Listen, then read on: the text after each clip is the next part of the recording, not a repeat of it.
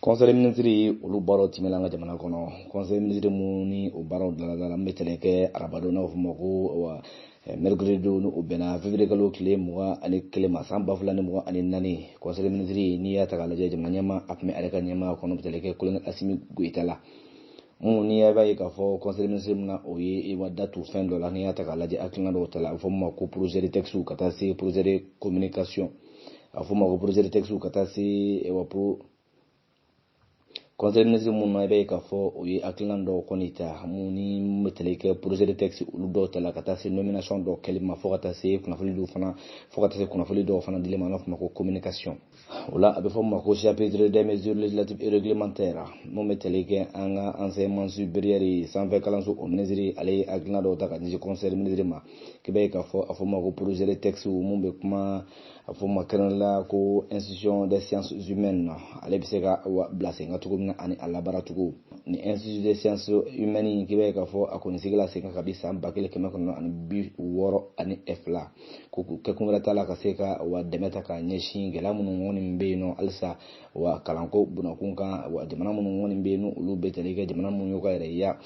jamana munu mbe no ulu yoka ya mahoro yanta ka bi watula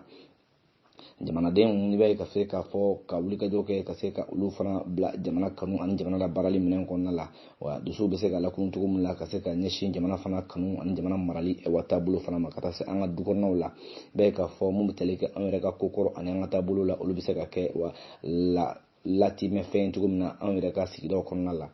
ajala ka fo mu teleke ni agilna la no teleke établissement public wa kalan so do mon wonna bla wa jaban do bla delen to wala kibe ka fo na fo ko wa caractère scientifique et culturel kibe ka fa kon talaka bla senga ni shara seno fo ko ordonnance numéro 02053 PRM ale bolno bla la juin kalo kle duru sans bafla ni sans bafla anifla ya fala to mina ka se kana wa kokoro madoke ani ka yiri wal fana ke ka nyeshi afuma ko sciences humaines et sociales o baro akilon fana ma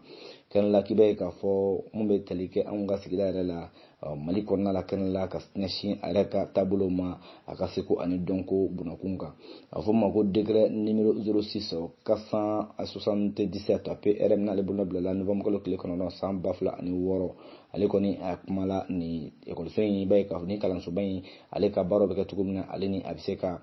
ale ka baro be ketugumna ani are wa mune be akonna la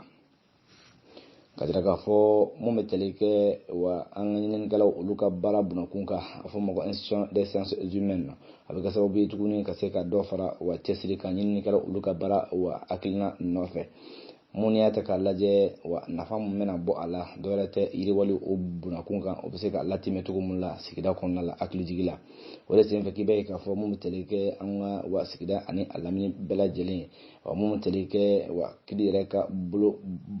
mum teleke shara yere o lati mel ko fana la be ka fo ma je chama ko ni yela ni kalan su bayna akabara o tabulo la o de kum kon la pour ce taxi kibe ta fo ko atala kibe ka fo atala ya saka seka majano non chama wuli ka boyno muni ata kalaje abina sinzi afuma ko comité d'éthique et de déontologie obna bla a 5 ans ka boyno ka klaka joro ba o ko fetuni ka klaka wa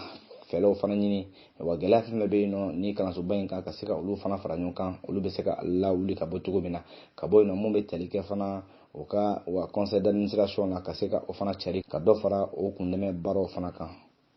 Bamako, février kalo kile mugan kile samba fulan mugan ani nani secrétaire général du gouvernement Birama Koulibaly ale bolona be sebola